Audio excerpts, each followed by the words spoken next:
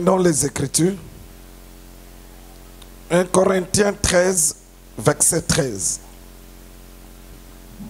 1 Corinthiens chapitre 13, verset 13. Nous lisons: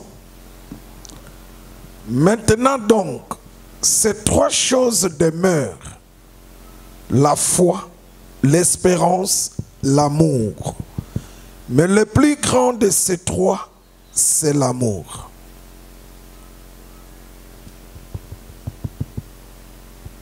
Parole du Seigneur. Amen. Que le Saint-Esprit nous donne le sens de ces Écritures pour que nous soyons édifiés.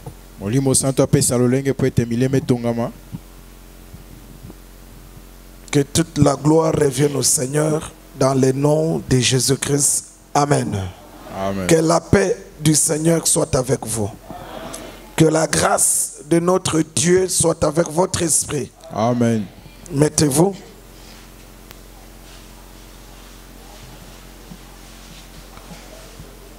Bien-aimés dans le Seigneur,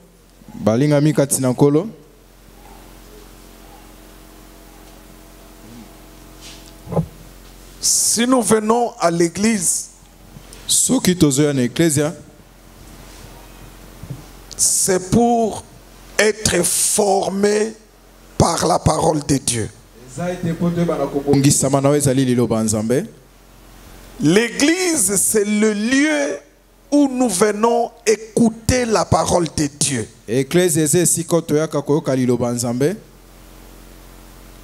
L'église, c'est le lieu où nous venons vivre l'amour fraternel.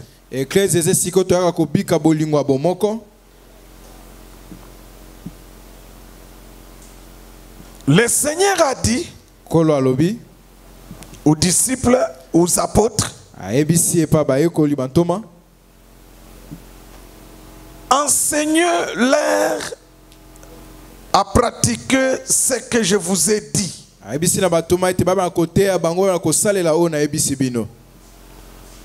C'est à l'église, ce cadre, c'est pour que nous venions écouter la parole de Dieu.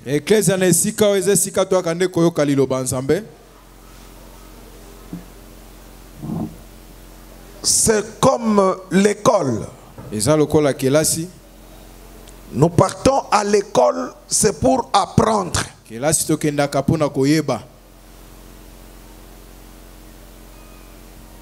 La parole de Dieu dit ceci: il y a trois choses qui sont importantes dans la vie chrétienne. Il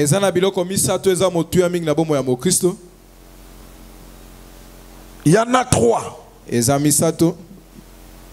que chaque chrétien doit avoir en lui. Si ces trois choses ne sont pas en toi, ta vie chrétienne ne sert à rien. Aujourd'hui, nous passons beaucoup de temps à raconter des futilités dans l'église du Seigneur. On prêche de n'importe quoi dans l'église du Seigneur. Mais nous avons oublié l'essentiel.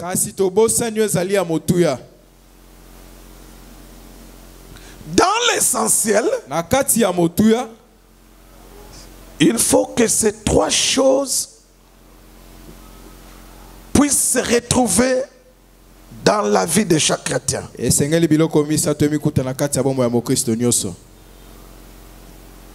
La parole de Dieu dit que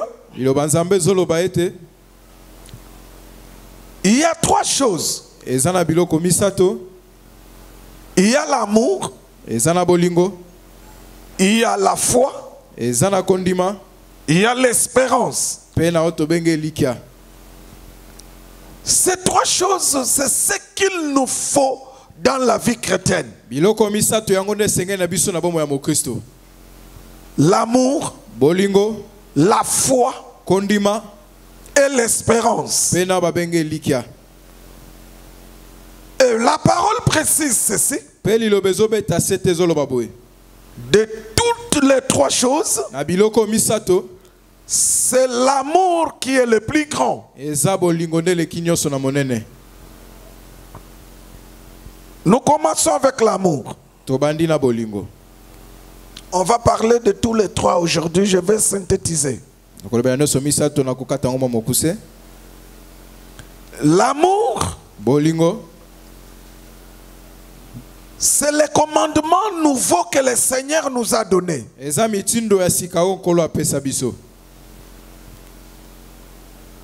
L'amour, ça consiste à aimer Dieu et à aimer le prochain. C'est quoi le commandement nouveau? Aimez-vous les uns les autres.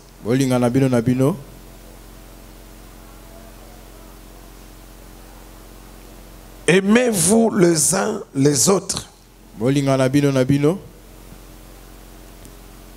Et lorsque vous allez vous aimer les uns les autres,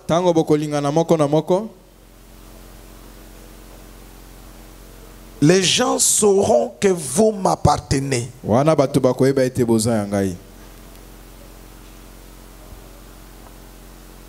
Dans Jean 13, verset 35, là nous pouvons lire ce texte. Prenons Jean 13, verset 35. Le Seigneur dit ceci. Je vous donne un commandement nouveau.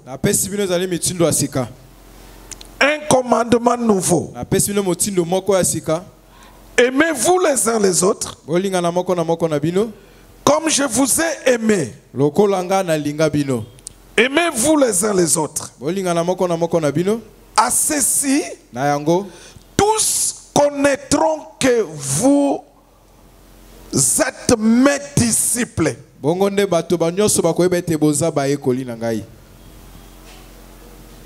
que l'on sache que nous sommes disciples de Jésus, ce n'est pas en parlant en langue. Ce n'est pas parce que je prêche la parole qu'on dira que je suis disciple de Jésus.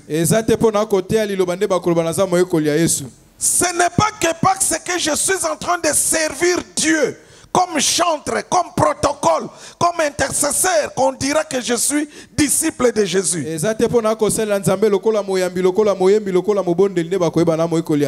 Non, l'enseignement du Seigneur est que on vous reconnaîtra que vous êtes les disciples du Seigneur. C'est lorsque vous allez pratiquer l'amour. Est-ce que l'Église me comprend? Amen. L'amour, c'est le fondement de la vie en Christ.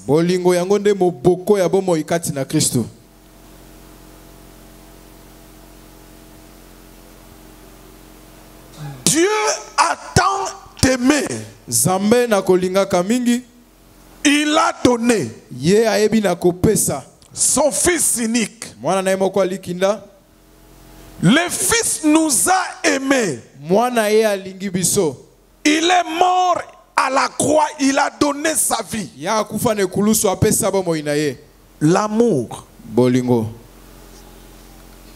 consiste à aimer Dieu et à aimer les prochains.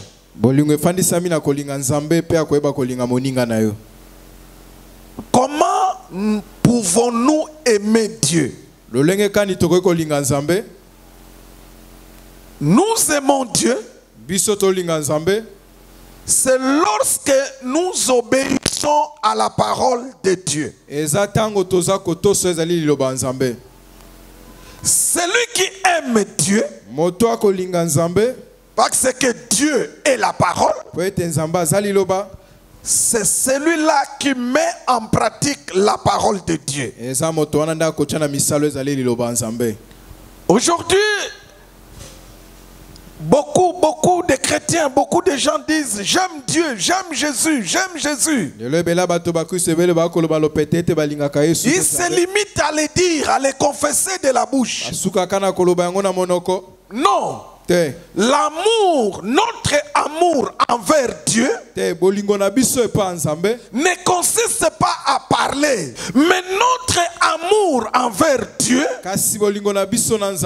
consiste à obéir à la parole de Dieu. C'est pourquoi le Seigneur a dit, si vous m'aimez, vous allez garder ma parole. Garder la parole de Dieu veut dire obéir à la parole de Dieu.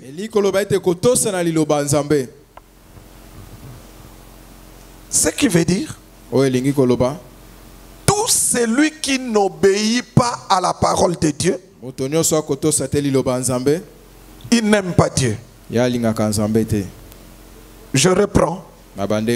Tout celui qui n'obéit pas à la parole de Dieu, il n'aime pas Dieu. Amour envers Dieu doit nous pousser à obéir à sa parole. Amen, amen. Amen.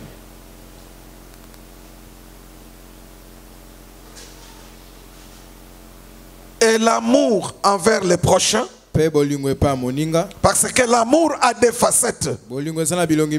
La première facette, c'est notre amour envers Dieu, qui consiste à obéir à la parole de Dieu, parce que Dieu est parole. Là, nous sommes dans Jean chapitre 1er, verset 1er. Au commencement était la parole était avec Dieu, la parole est Dieu. Tout a été créé par elle. Donc si toi tu dis que j'aime Dieu, nous devons devoir obéir à la parole de Dieu. Là c'est la première facette de l'amour. La deuxième facette de l'amour, c'est notre amour envers les prochains. Aimer les prochains veut dire ne pas lui faire du mal et lui assister quand il est dans les besoins. Ne pas lui faire du mal et assister les prochains quand il en a besoin. Mais ici je voulais dire quelque chose. Lorsque la parole nous demande à aider les prochains, on ne peut pas aider les prochains en faisant de la publicité. Tu ne peux pas aider les prochains en filmant avec les images. Non, ce n'est pas de l'amour de Christ. L'amour de Christ, la parole le dit, si la main droite donne, la main gauche ne peut pas connaître ce que la main droite donne. Mais aujourd'hui, les gens font du pharisien. Les pharisiens consistent à quoi? Les pharisiens, ils font tout pour être vus, pour être glorifiés par les hommes. Un pharisien, quand il fait quelque chose, il veut que les gens le voient.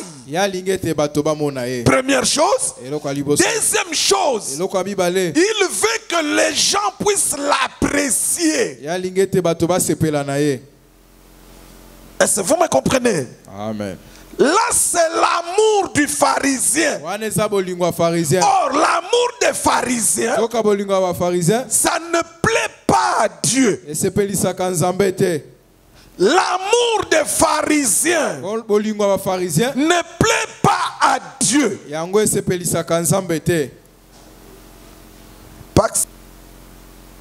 Celui qui avait dit que j'ai cherché le monde, je l'ai trouvé dans l'église. Il avait raison.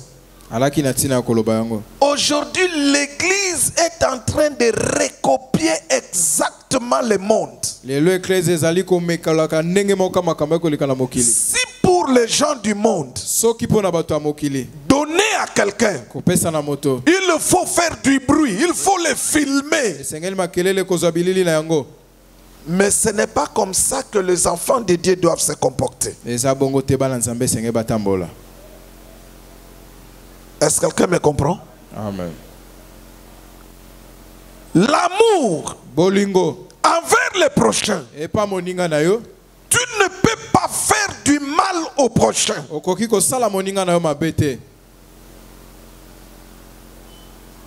L'amour, c'est la base de la vie chrétienne en Christ. L'amour ne rend pas de faux témoignages sur quelqu'un. L'amour ne soupçonne point quelqu'un. L'amour ne médite pas le mal envers quelqu'un. L'amour ne fait pas de coups bas. L'amour n'est pas méchant. Vous savez ce qui tue l'église aujourd'hui dans le monde? C'est le manque d'amour. Aujourd'hui, l'église est devenue le berceau de la méchanceté. C'est dans l'église où il y a la haine. C'est dans l'église où il y a des coups bas. Le mal a pris place dans l'église. Là où il y a l'amour, le mal ne peut pas prendre place. Pourquoi? Parce que l'amour couvre une multitude de péchés.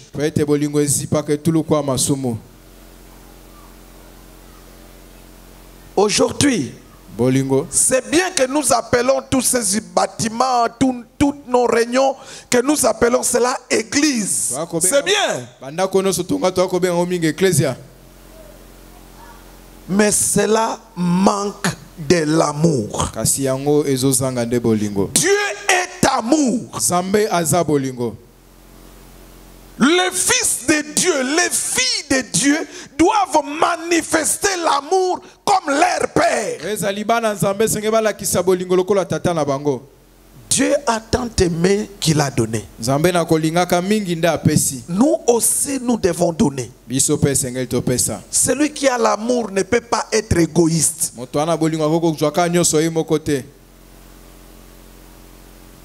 Amen, amen. Amen. L'amour, c'est le plus grand de tout. C'est ce que la parole de Dieu dit. Tous ceux qui ont manifesté leur amour envers Dieu avant nous, ils ont obéi à la parole de Dieu. Tu ne peux pas dire que j'aime Dieu, j'aime Dieu. Tu le dis que de la bouche.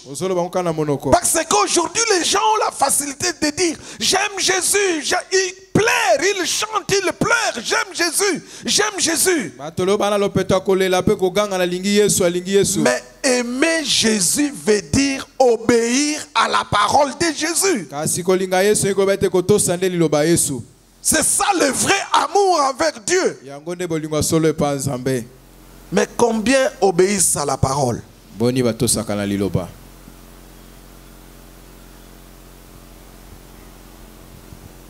Pratiquons l'amour. Vivons l'amour. Parce que l'amour fait que nous soyons reconnus comme disciples de Jésus.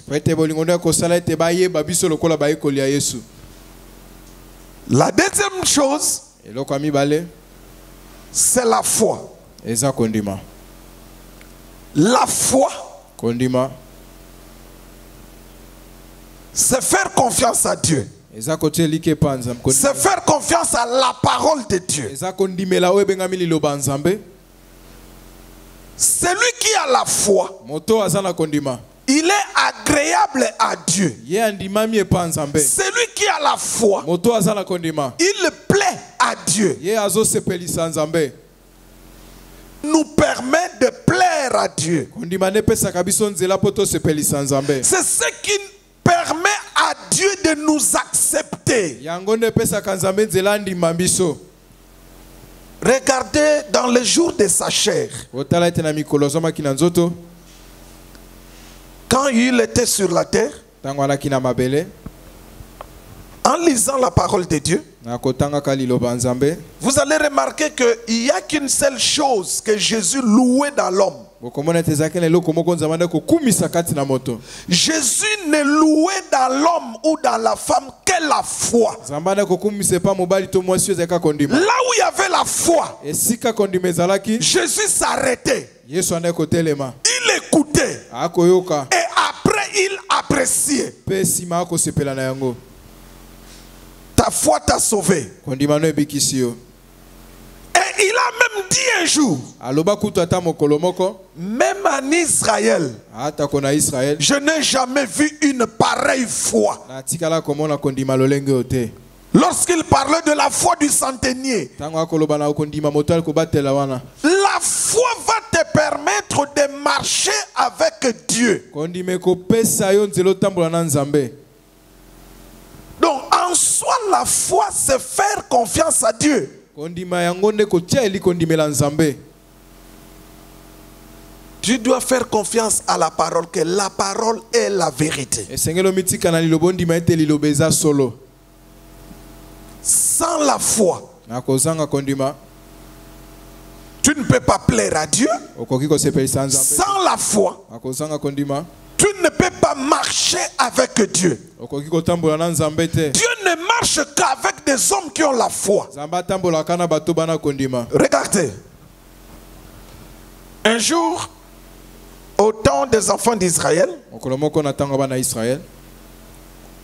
au temps de Gédéon, il devrait aller en guerre avec les enfants d'Israël. Ils étaient à peu près, je crois, 32 000 soldats. Alors, Dieu dit à Josué, à Gédéon, les soldats que tu as sont plus nombreux. Il faut éliminer. Alors, mais comment éliminer? Dieu dit à Gédéon, pose-leur la question. Qui a peur de la guerre? Gédéon posa la question. Qui a peur de la guerre? 22 000 personnes ont soulevé leurs doigts. Ils avaient peur de la guerre. Et ils sont partis. Là où il y a la peur, il n'y a pas de foi.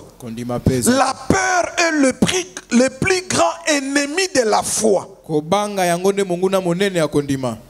Souvenez-vous, un jour, le Seigneur traversait la rivière avec ses disciples. Le Seigneur, lui, il était aussi avec eux dans la barque. Le Seigneur dormait. Et il y eut un grand vent et ça agitait les eaux de la mer. Alors, ils sont partis réveiller le Seigneur en lui disant, nous voulons mourir. Le Seigneur s'est réveillé. Il a arrêté le vent, il a arrêté l'eau. Et il a regardé ses disciples. Il leur a dit, pourquoi avez-vous peur? Où est votre foi?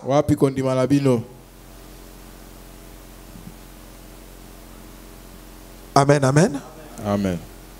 La foi te permet à marcher avec Dieu. Regardez. Gédéon a éliminé à peu près 22 000 personnes. C'est parce qu'ils avaient peur. Comme ils avaient peur, c'est-à-dire qu'ils n'avaient pas la foi. Ils ne peuvent pas marcher avec Dieu. Aujourd'hui, ce qui fait défaut dans l'église d'aujourd'hui, les gens prient, les gens crient, les gens servent Dieu, mais ils n'ont pas la foi.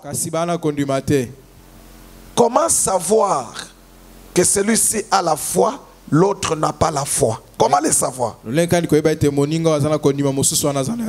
C'est devant les événements. Pour que nous sachions que tu as la foi ou tu ne l'as pas.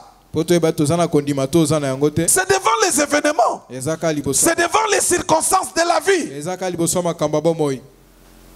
Parce qu'il y a deux mouvements dans la foi. Il y a deux mouvements.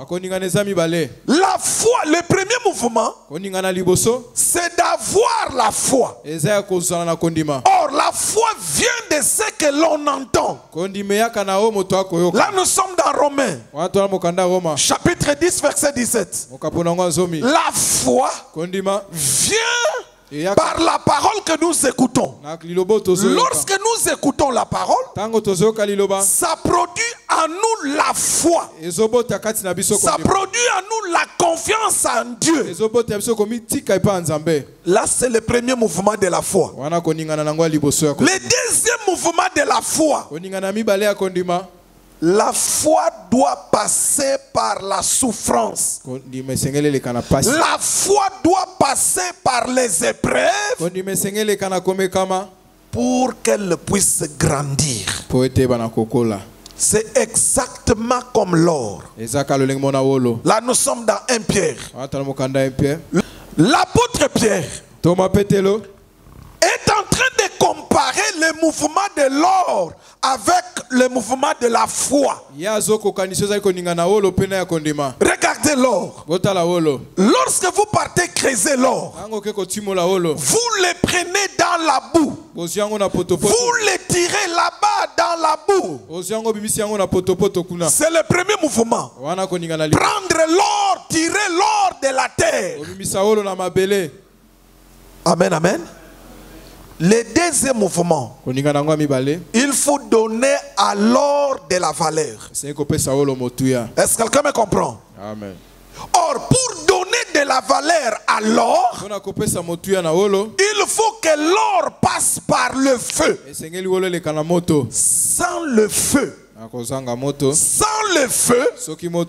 l'or n'aura pas de la valeur. De la même manière avec notre foi. Lorsque nous écoutons la parole, elle nous donne la foi. Mais cela ne suffit pas. Il faut que notre foi passe par le feu de la souffrance qu'on appelle épreuve.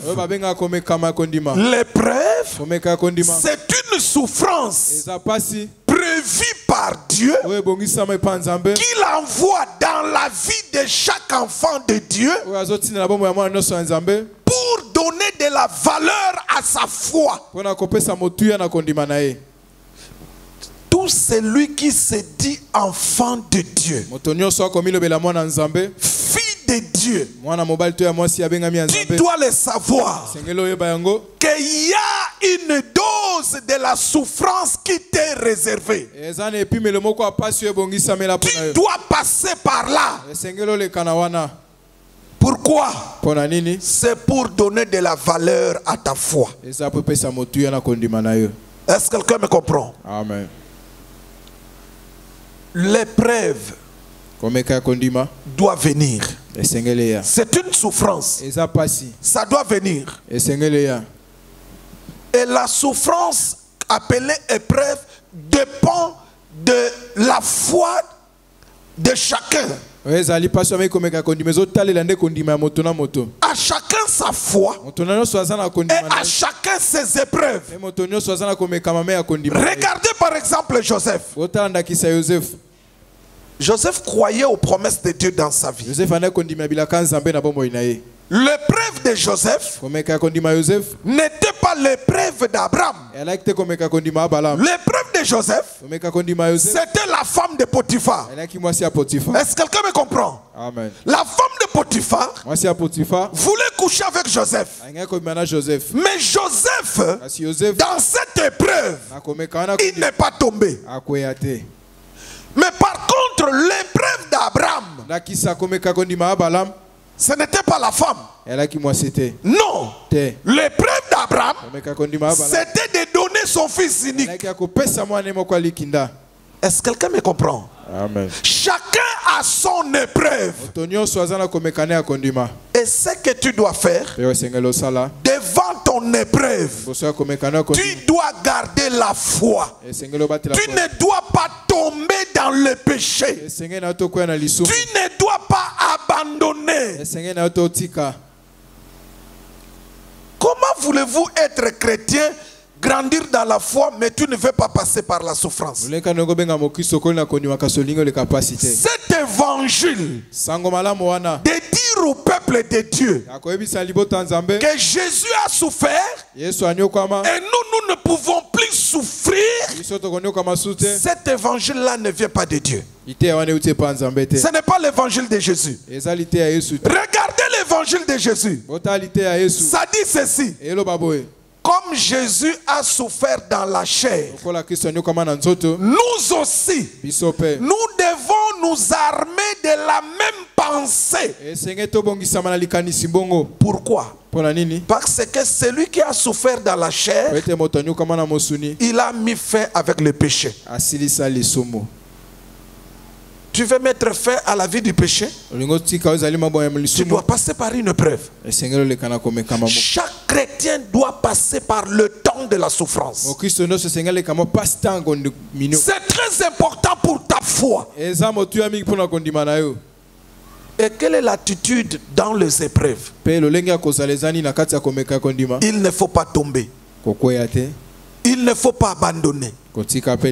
Il faut demeurer, persévérer, tenir bon.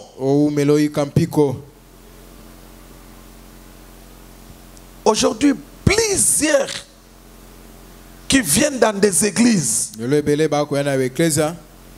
n'acceptent pas la souffrance.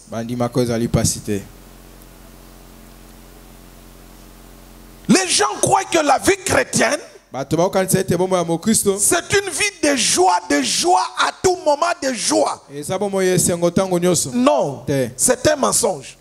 Si quelqu'un dit que la vie en Christ c'est une vie de joie, de joie en joie, il t'a menti.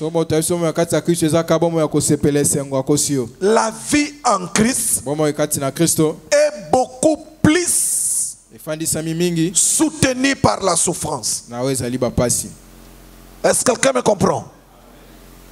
Et la Bible, la parole de Dieu dit que c'est comme ça que vous devez vous armer dans votre pensée. Et à chacun ses épreuves. Amen, amen. Amen. La troisième chose, c'est l'espérance. L'espérance. L'espérance, c'est le fait d'attendre quelque chose qui doit venir. L'espérance, c'est la capacité d'attendre quelque chose qui doit venir. Et la parole de Dieu dit qu'il n'y a qu'une seule espérance. Là nous sommes dans Ephésiens 4 verset 4. Il n'y a qu'une seule espérance. C'est-à-dire, pour nous les chrétiens, il n'y a qu'une seule attente. Nous n'attendons qu'une seule chose. C'est ce que la parole dit. Mais c'est quoi la chose là? Qu'est-ce que l'Église attend? L'Église n'attend qu'un seul événement. C'est l'enlèvement. L'espérance de l'Église doit doit s'asseoir sur l'enlèvement. Frères et sœurs, le Jésus que nous vous prêchons, ni vous ni moi, nous ne l'avons jamais vu. C'est l'apôtre Pierre qui nous l'a dit. Là nous sommes dans 1 Pierre, chapitre 1er, le verset 8. Il dit que nous l'aimons, mais sans l'avoir vu. Or, on espère qu'à quelque chose qu'on n'a jamais vu. Quand on parle de l'espérance, c'est-à-dire il y a quelque chose que tu attends mais que tu n'as jamais vu. Lorsque tu vois déjà la chose, on ne peut plus espérer à cela. Ce que l'on voit, on ne peut plus espérer. Mais ce qu'on ne voit pas, on espère. Or, l'Église n'a qu'une seule espérance, c'est l'enlèvement. Amen, amen. Amen. Chaque jour, l'Église doit savoir que Jésus-Christ descendra dans les airs. Et il va tirer vers lui tous ceux qui croient en lui. C'est une promesse ferme du Seigneur. Dans Jean 14, verset 2-3. Le Seigneur dit un jour, je m'en vais vous préparer une place. Dès que je finirai, je reviendrai vous prendre pour que là où je suis, que vous y soyez aussi. Et l'espérance de l'Église, c'est cela. Mais aujourd'hui, l'Église commence à espérer aux choses du monde. Non. Non, mes frères. L'espérance de l'Église, c'est les choses d'en haut. Ce n'est pas les choses d'en bas. Regardez. Aujourd'hui, tu verras un chrétien dire ceci. Non, l'enlèvement ne peut pas encore voir lieu. Parce que moi je ne suis pas encore marié. Vous allez entendre un chrétien dire ça. Mes frères et sœurs, non, un chrétien ne peut pas dire ça. Si réellement il a en lui l'espérance céleste, peut-être ce qu'il peut dire, que en attendant l'enlèvement, je dois me marier. C'est-à-dire on sent qu'il espère. À qui la faute? Pourquoi l'Église n'a pas l'espérance céleste aujourd'hui?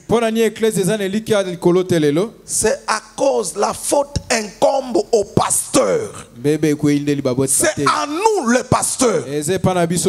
Pourquoi? Parce que nous enseignons plus à ces peuples les choses de la terre, au lieu d'enseigner au peuple les choses d'en haut. Regardez, nous sommes exactement comme Rebecca. Rebecca n'avait jamais vu Isaac. Non. Rebecca n'avait jamais vu Isaac.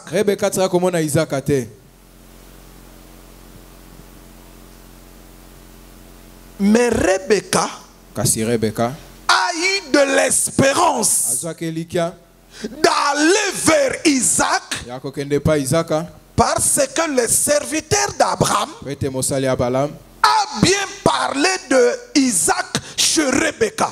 Le parler du serviteur d'Abraham, la façon dont il présenter Isaac chez Rebecca, ça a produit dans Rebecca l'espérance d'aller vers Isaac. C'est pourquoi, lorsque le serviteur d'Abraham a fini sa mission qui n'a duré qu'une nuit, le matin, il dit à la famille de Rebecca, il dit je dois partir. Et quand il disait je dois partir, c'est de partir aussi avec Rebecca. Mais la famille de Rebecca voulait que Rebecca reste encore pendant 10 jours. Alors on a appelé Rebecca. On dit Rebecca, veux-tu partir avec cet homme ou veux-tu rester encore pendant 10 jours? Rebecca n'a pas hésité un seul instant. Elle a dit j'irai. C'est-à-dire je pars avec cet homme. Pourquoi? C'est parce que l'enseignement que Rebecca a reçu sur Isaac, ça a produit dans Rebecca de l'espérance. Cette soif d'aller rencontrer la personne. C'est pour cela Rebecca n'a pas hésité de partir. Or, le voyage de Rebecca, de quitter sa famille pour aller vers Isaac, c'est ça l'enlèvement. Et c'est l'église me comprend. Amen. Parce que Isaac lui aussi, il n'a pas attendu Rebecca dans la maison. Non. Isaac lui, il a quitté la maison. Il est venu dans le champ. Rebecca et Isaac se sont rencontrés dans le champ. Ce n'était pas dans la maison. Ils se sont rencontrés dans le champ. De la même manière, Rebecca avait quitté sa famille. L'église, un jour, doit quitter le monde pour aller. Et Jésus, comme Isaac, Isaac a quitté la maison. Il est venu dans le champ. De la même manière, Jésus-Christ, selon que le dit la parole, au son de la trompette, il va quitter le trône pour descendre dans les airs. C'est dans les airs que Jésus et l'église vont se rencontrer. Donc les airs pour Isaac et Rebecca, c'est le champ. Mais regardez, si Rebecca a eu cette soif d'aller rapidement, c'est parce que le serviteur d'Abraham a bien parlé, a bien présenté Isaac. Si aujourd'hui l'église de Jésus n'a pas envie d'aller à l'enlèvement, c'est parce qu'on lui parle mal de Jésus. Aujourd'hui, les pasteurs présentent Jésus comme un Jésus qui donne le mariage, comme un Jésus qui donne le voyage, comme un Jésus qui donne la promotion, comme un Jésus qui donne les moyens financiers. C'est comme ça que les pasteurs présentent Jésus à l'église. Façon de présenter Jésus. Et cela a produit dans l'église l'espérance terrestre. Or, notre espérance doit être céleste. Nous devons présenter Jésus qui donne la vie éternelle, qui pardonne le péché, mais qui reviendra un jour, qui descendra dans les airs pour prendre le sien. C'est ce Jésus-là que nous devons présenter. Il vient prendre l'église. Pourquoi? C'est pour l'amener dans la fête des noces. Parce qu'il a dit un jour que ce que tu m'as donné, ils doivent voir la gloire que j'ai auprès de toi. Ici sur la terre, nous n'avons pas encore vu la gloire de Jésus. C'est lui qui a vu la gloire de Jésus dans une vision. C'est l'apôtre Jean. Ce qu'on appelle Apocalypse. Le livre de la révélation. Ce que Jean a vu là, c'est sous forme de visions, des images. C'est la gloire de Jésus. Et c'est ce que nous allons partir voir quand on va les rencontrer dans les airs. Et c'est de cela qu'on doit nous parler pour produire en nous cette espérance comme Rebecca. Frères et sœurs, n'oublions pas l'essentiel. Un jour, nous devons quitter cette terre. Le Seigneur viendra chercher ce qui lui appartient. Mais pour y aller, il faut avoir ces trois choses: l'amour, la foi et l'espérance. Si tu manques ces trois choses, tu ne seras pas enlevé. Est-ce que quelqu'un me comprend? Amen. Même si tu veux te marier sur la terre, marie-toi en ayant en toi l'espérance d'aller à l'enlèvement. Même si tu as beaucoup d'argent, tu es devenu riche, mais l'espérance de l'enlèvement ne peut pas manquer en toi. Même si tu dois faire de longues études, fais de longues études, mais en ayant en toi l'espérance qu'un jour le Seigneur descendra dans les airs pour prendre ce qui lui appartient. Regardez, je vais vous dire une chose. Vous voyez toutes les promesses qu'on nous donne. On nous donne: oh, je te vois, tu as voyagé, je te vois. Tu es devenu très riche, je te vois. Tu es devenu ceci, ceci. Que personne ne vous trompe, toutes les promesses ne vont pas s'accomplir. Il y a des promesses qui ne s'accompliront jamais. Pourquoi? Parce que l'enlèvement viendra prendre cela de court. Ceux qui ont marché avec Dieu avant nous, la parole dit, Dieu dit qu'ils n'ont pas vécu leurs promesses. Ils les ont salués de loin. Vous croyez que nous sommes les premiers? Non. Il y a des gens qui ont marché avec Dieu avant nous. Et la parole témoigne qu'ils n'ont pas vécu l'accomplissement de leurs promesses.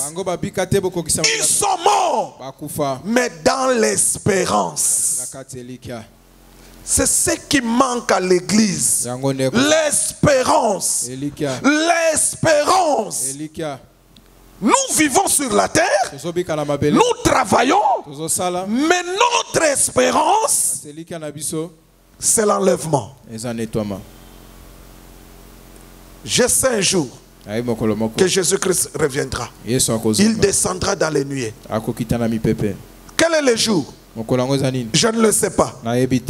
À quelle heure? Je ne sais pas. Mais ce que je sais, qu'il descendra dans les airs et il va attirer vers lui tous ceux qui croient en lui. C'est ce que je sais. Et l'église doit fonctionner comme ça. Mais malheureusement, l'église d'aujourd'hui manque ces trois choses. Or, c'est le fondement, c'est la base de la vie chrétienne. Les trois choses: l'amour. Ça nous identifie à Christ. Ça fait qu'on nous reconnaisse que nous appartenons à Christ. La foi, elle nous rend agréable devant Dieu. La foi nous permet de marcher avec Dieu. Et l'espérance, ça nous permet d'attendre. Je termine. Dans l'espérance, il y a deux choses. Dans l'espérance, il y a la patience et la persévérance. L'espérance est formée de la patience et de la persévérance. Si tu n'es pas patient, c'est un signe que tu n'as pas de l'espérance. Si tu n'es pas persévérant, c'est un signe que tu n'as pas l'espérance. Frères et sœurs, le but de la parole, c'est de produire en nous la patience. Dieu ne marche qu'avec des hommes patients. Amen, amen. Amen. Amen, amen. Amen. On peut acclamer pour la parole.